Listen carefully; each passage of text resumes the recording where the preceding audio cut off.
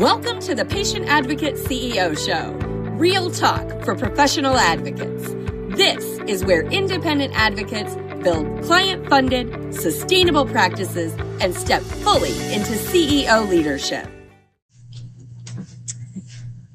Hey, good to see you again. I just wanted to chat with you a little bit about what I've been thinking about. So, I talk to a lot of advocates, right? And nationwide, all across the country. And what I've been noticing a lot lately in these conversations is that it's often the little things that are holding us back. Those hesitations when we're not quite sure how to pitch ourselves or exactly what to offer our clients, right? I see advocates struggling with the same questions. How do I package my services? How much do I charge for my services, right?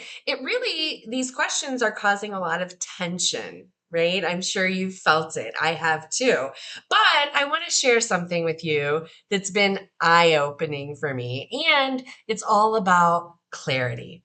So today, I want to dive into 3 key ideas that can help us reshape how we think about our roles as advocates. So there's 3 things I want to make sure that we're really clear about today. One is that we need to understand the importance of very clear offers. Okay. And 2, I want to make sure that you're gaining confidence in how we price those offers. And 3, make sure that you're building solid systems around your advocacy practice. Because if you're building an advocacy practice, these 3 things are going to save you a lot of time and frustration, and they're going to help you feel more grounded in your work. So let's start with offering clarity. We often think about offers and the services that we offer, that we need to present a buffet of services to our potential clients, right? But I want to share with you that simplifying your offers can be much more effective. A practical strategy here to do this is to create what I call a service menu instead of a list, right? So when we think of a menu, what's on a menu? Not just the name of the service or the name of the dish that's being offered, but there's a clear description, right, of what's included, what you can expect from that dish, and you can almost get to taste it before it's brought to the table, right? You have an idea of that taste. We want to make sure that we're creating an offer menu that's giving the same experience to our potential clients. So we want to make sure that we're writing it down, what you offer, but you want to make sure that you're framing it in terms of the benefits that your clients experience. Okay, just like that menu at the restaurant. So for example, instead of you saying advocacy services, you could write something like compassionate case navigation that saves you time and confusion. See the difference? This way, potential clients immediately see and feel the value that you're bringing. Next up, let's talk about pricing. I see a lot of advocates second guessing their rates and often undercharging. And it's time to stop this cycle, okay? I want you to utilize this strategy. Determine your pricing based on the value you provide, not just the hours you spend. Whew. Track what your services save your clients or how they improve their situations. Okay, so for an example, my service helps you avoid 20 hours of research. So my fee of $500 is very, very reasonable, right? $20 hours of their time is certainly worth $500. This way, you're not just selling hours worked, you're selling the results you provide. So finally, let's talk about the systems, right? I talk a lot about systems.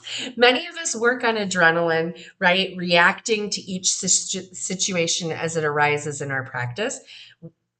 It's okay. We've all been there. But I want you to consider creating a very straightforward process for common situations or scenarios that you see in your practice. That's going to help you save time and protect your energy, all of those good things. So start by documenting what steps you take when you take on new clients or handle casework. Listen, this is your new client onboarding process, and it's one of the top systems I recommend to every new advocate. There's 3 systems that I recommend every advocate build as you build your practice, and your new client onboarding system is one of them.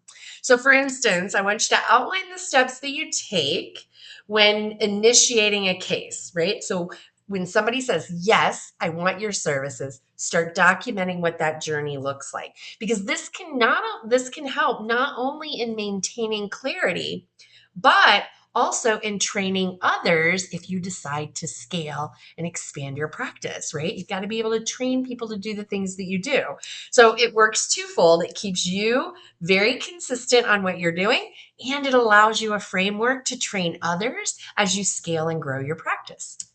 Now, understanding these 3 key areas, clarity in your offers, confidence in your pricing, and building systems inside your practice, shifts the focus from chaos to a very grounded approach in your advocacy.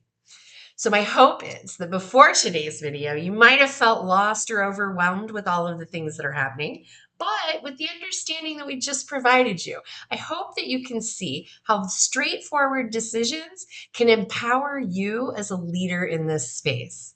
Remember, independent advocacy is the future, not a hobby. So if you're constantly evolving, embrace this identity as a CEO in your advocacy practice. Prepare and act with clarity. But before we wrap up, let's keep this momentum going. Please subscribe to the channel and join us on Wednesday for our live weekly Advocacy Power Hour every Wednesday at 4 p.m. Eastern. I hope to see you there. If today's episode helped you think differently about your work, don't stop here. Independent advocacy doesn't grow through more information. It grows through clarity and execution. So your next step is simple. Join us inside the weekly Advocacy Power Hour for free practical training every single week. All the links are below.